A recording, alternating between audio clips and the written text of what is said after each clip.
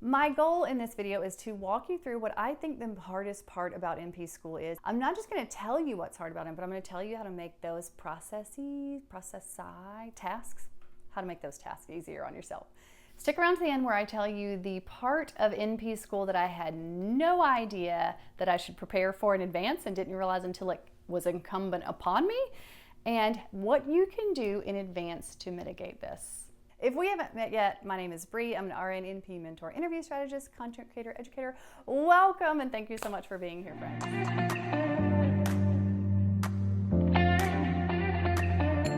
Okay, I'm just going to skip past all the clickbait and answer the question. What is the most difficult task for an NP student while they're going through school? It is about trying to achieve balance. And I'm not talking about the two other arenas of your life, your personal stuff, because you have a lot of roles and tasks that you have to take care of in your personal life. I'm not talking about that. I'm also not talking about your professional roles that you are trying to fill. You are probably still trying to work because most of us are wanting to avoid as much debt as possible while we're in school. I humbly and respectfully admire that effort, but that's not what I'm talking about today. What I'm talking about today is how you achieve academic balance and the 5 general areas that I think you should focus on trying to spread yourself equally successfully in, and not just focus on one specific thing to the neglect of the other 4, which is what I think a lot of students do. The big problem here is that most people fail to begin with the end in mind. They start and they get in this place that, they have these grand ideas. And initially they think, okay, the whole goal of going to NP school is to become this type of practitioner and to get a job doing this. That's why we go back to school. Those are the initial thoughts.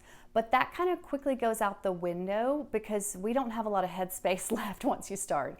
I'd be willing to bet you're probably like me. You sit down for your first lecture, you're in, 2 things hit you. Number 1, this is amazing and I should have done this a million years ago. And 2, holy cow, what have I gotten myself into, and how in the world am I going to do all of this stuff? I have how many chapters to read and how many assignments to do?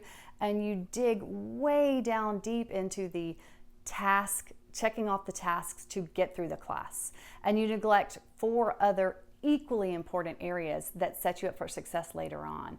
And I see a big difference. I am a mentor, but I also help people acquire jobs. And I can tell a big difference in the people who have done the work in advance about their planning for the end and those that haven't. And the first area is the one that you're probably freaking out about, and that is your coursework. So all of your assignments, your papers, your group projects. I went to school in a 100% in-person program, but even the most robust and the best schools right now are at least partially online. They're all pretty much hybrid. So you got a lot of these, the schools are trying to do a lot of things to help you connect and to try and stay more connected. So there's a lot of these little tick marks, it's just busy work stuff, right? Make sure you respond to this amount of people in this lecture on this subject. Make sure that you have included this person in this. I need to see that you've made this many remarks when this teacher is talking. Just hoops you got to jump through, right? You're doing all of these things. You're balancing all of these tasks you got to do. And you got your planner out and you're setting it up. Okay, this is due then, this is due then, I got to do this, I got to do this. And that's where you focus. And that's because you get you just have so much overwhelm. But you're super energetic when you first start school. So you're like, all right, let's go, let's get it. Let's just get after it. Now, in regards to your coursework, I really think you need to do preparation before lectures. I talked about this. Okay, I have a video. I'll put a link up in here somewhere. Go back and watch it. And do not judge me for that video, y'all. It is about 3 years old. It is one of the first ones I ever made. And it is amateur hour. There are a lot of things we could pick apart in that video, but the content is solid, y'all. The content is really, really good, and that is about study tips. And in that video, I break down the difference between nursing school and NP school and why it matters so much. The big thing is you've got to focus on mastery of the material. So when they hand you, you go in and you get your syllabus and they hand you a laundry list of 15 chapters that have to be read for next week's lecture on whatever. If you spend the entire week reading all 15 chapters, you're just not going to get it done. There's no way you're going to be able to get it done.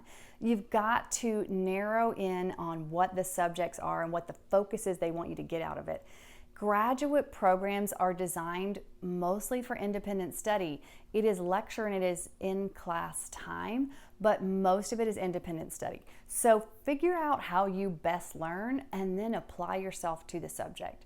I'm a very visual person. I very quickly realized not to read all of those chapters. It was a waste of time for me. A much better use of my time was to take the 10 or 15, however many disease processes, and go find my own resources for them.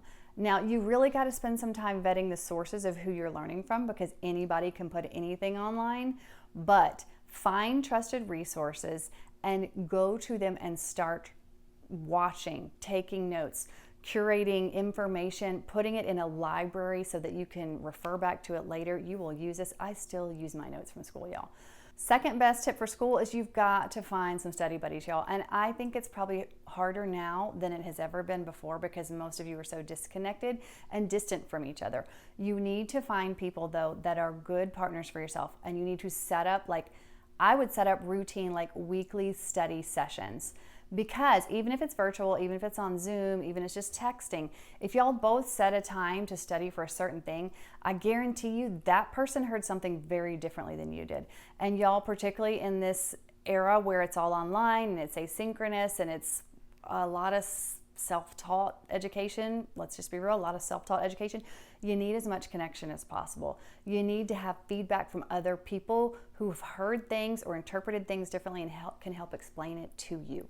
The other thing about prepping for lecture is that if you've done a little bit of your own due diligence in studying whatever the subject is before the lecture happens, you'll better be able to pick out the things that they are going to feel like is more important. You'll hear the inflection in their voice, you'll hear the emphasis, because it'll be easier to follow, and then you'll have a better odds of predicting what's going to be on your test. Another thing I think you can do to make school easier, and potentially the next section we're going to talk about sim labs, is going to the people who just graduated ahead of you. So there is a wealth of resource in people who took the courses that you're currently taking. So most schools have group like social media platforms, Facebook groups. I think there are many others, private ones that people use, even if it's something as simple as a text group. There's going to be a way for you to connect virtually with the people that you go to school with currently, and you can most likely find one from the cohort that just graduated ahead of you. They are a wealth of information, friends. They may be able to sell you their old books. They may be able to hook you up with preceptors that they've used that they've liked. They may be able to tell you tips about which teachers and how those teachers act in certain courses, what to anticipate, like what is their focus. So you get a little bit of that insider information. So definitely do a little bit of digging, do some research and figure out where those platforms are, where those people are talking, and get to know some of them. Hey friends, are you a brand new NP, or perhaps you're an NP student doing an ICU rotation? Are you drowning in the vat of information overload and really struggling to assimilate new info? I got news for you. We have all been there, my friend. I get a lot of requests for educational content. I've started doing tutoring, and what I thought was, I want to make this more accessible to all the people. And I know many of you are students and or new with your income, so money can be tight. So to combat that, I'm going to offer this membership site called the Acute Care Lab. I want to show you a little bit about it. Okay, so essentially this is a private membership, so it is a safe space for you to ask questions and get some education without feeling exposed to the public. This is going to be a bi-weekly live lecture format presented via Zoom. It will be an hour to an hour and a half long. You will have the opportunity to ask questions. It will have relevant information shared on a whiteboard with an associated PDF for each one.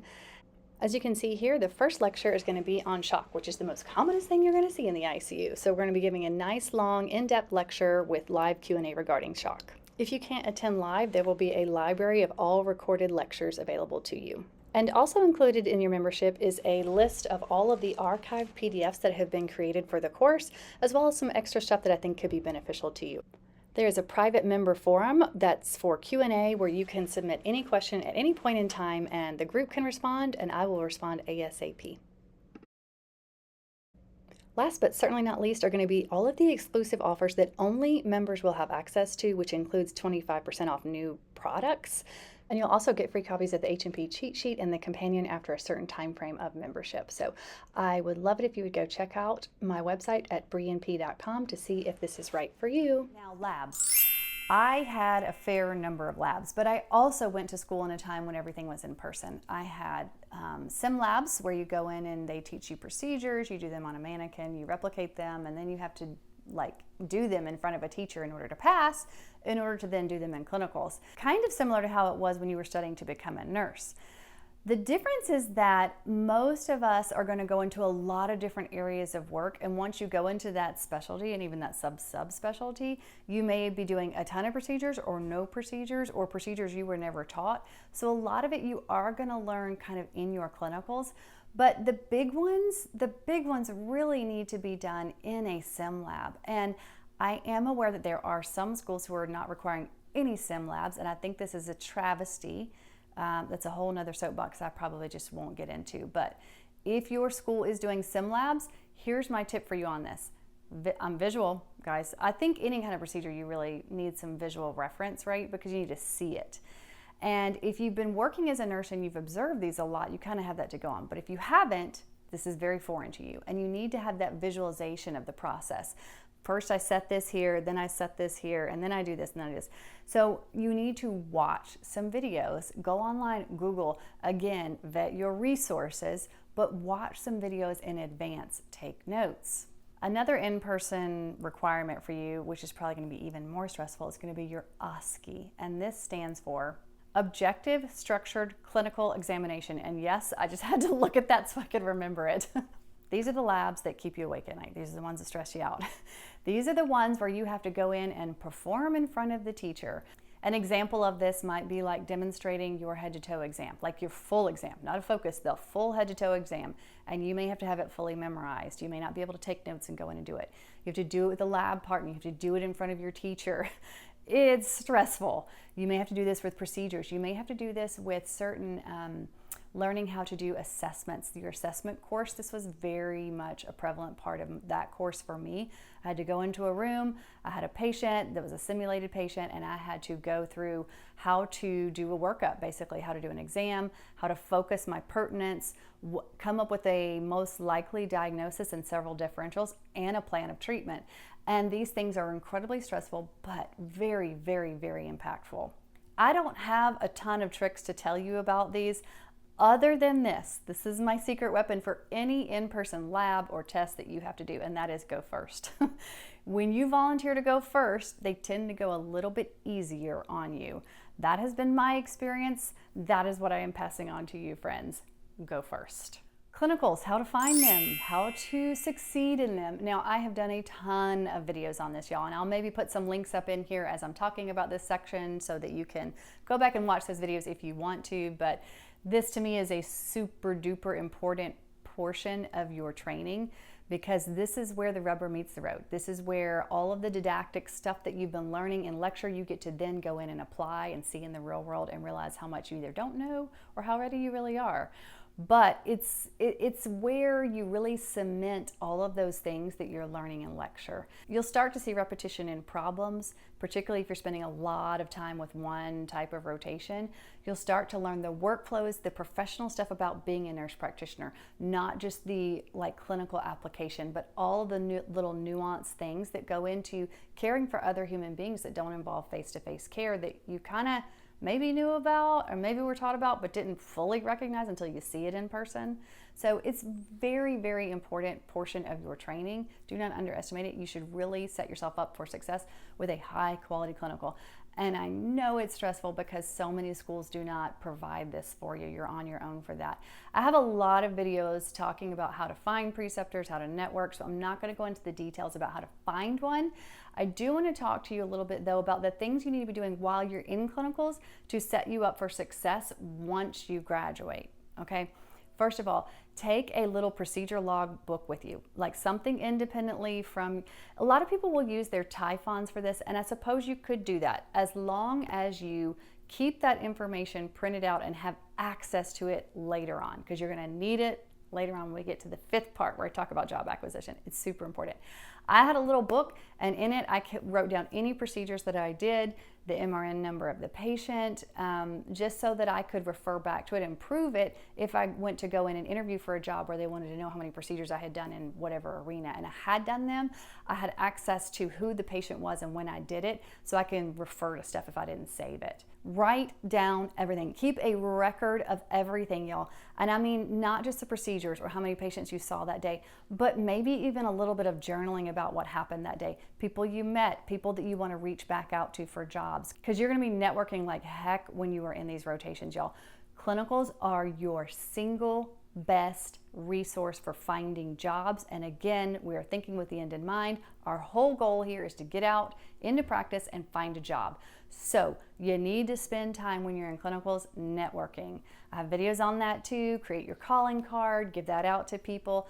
Tell them your intent. Tell them what it is you want to do, and get numbers.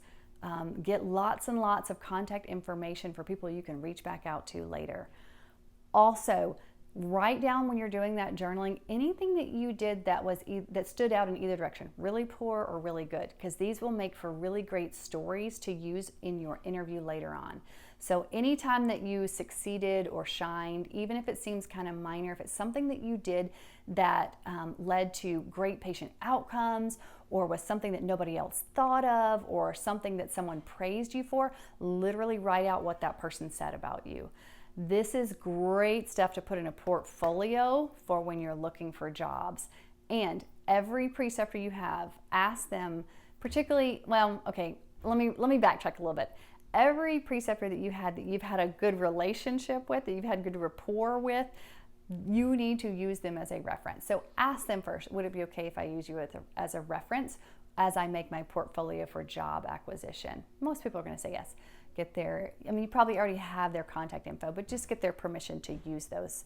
Also save anything that they've said about you.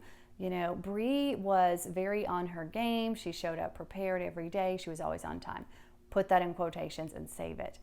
Ask them while you are like near the end of your rotation with them to write you a reference. Do it then. Don't wait until you graduate much later on, because by then they've probably had 2 or 3 other students with them. They maybe have forgotten some of the details. Things just aren't as fresh to them, and they're also not quite as eager to help you. That sounds bad, but when you're face to face with someone, it's very hard to deny them anything. So if a student came to me and said, hey, this has been a great rotation, you've been a wonderful preceptor, would you mind writing a reference for me? I'm not going to be able to look them in the face and say, no, I don't have time for that, right? So use your leverage when it is available to you, and that is in the moment.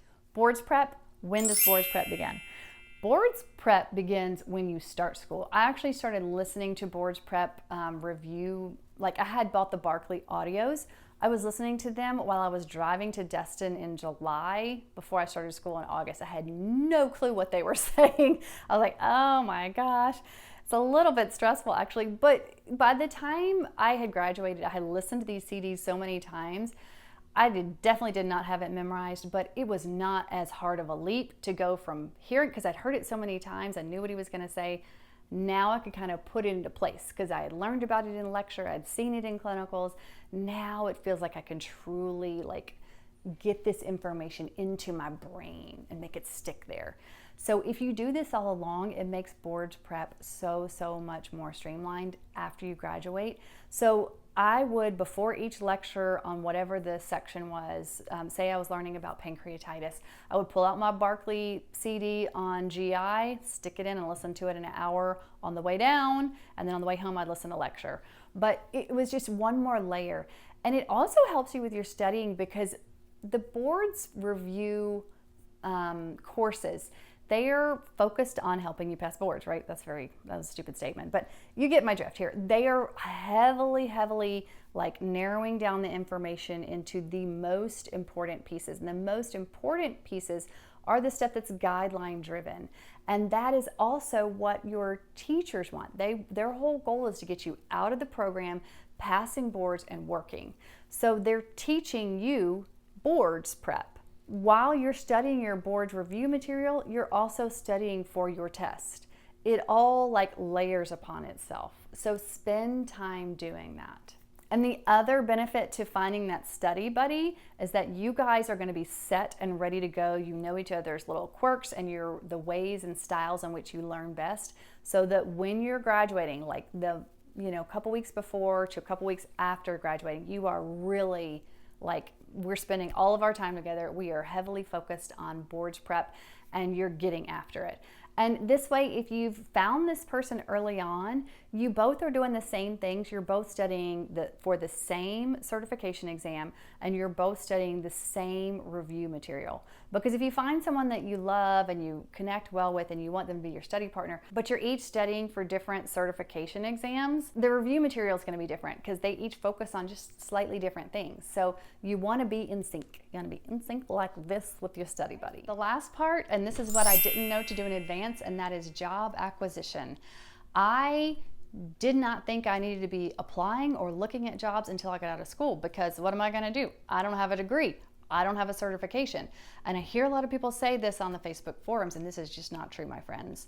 Now that I'm out in the real world and I'm on this side of things, I've seen it is not uncommon to hire people 9 months before they graduate. Not at all. Because in this role, and I made a lot of videos talking about this, so I don't want to go into too much depth, but in this role, personality matters so much.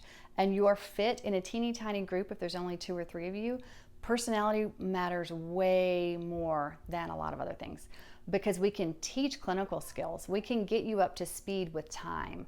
What I can't do is teach you personality. So if you go into clinicals and you're on your best behavior and people like you and you represent all the things that they want, they will absolutely hire you. And even if they don't hire you for them, they may recommend you to someone else. So you absolutely need to be on your A game when you go to clinicals. These are a working interview, friends. Now, I know it's last on your list, right? You are just trying to get through the test. You're lucky if you're thinking about all those other 3 or 4 things we talked about. And here I am throwing job acquisition in there.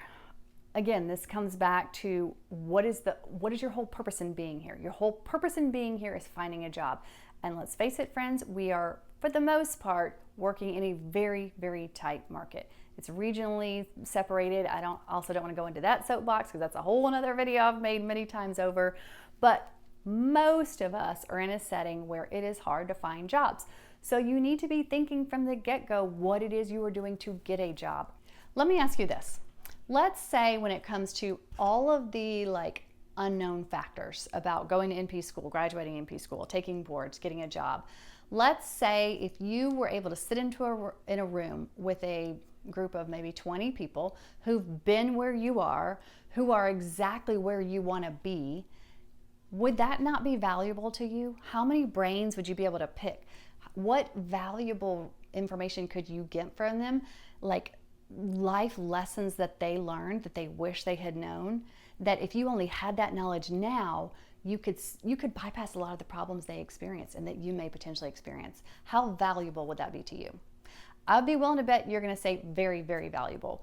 Is it valuable enough that you would be willing to spend 2 hours a month, 3 hours a month, instead of doing something else like studying for a test or prepping for clinicals or maybe even hanging out with your family? Would it be worth it to you to spend a little bit of time investing into that?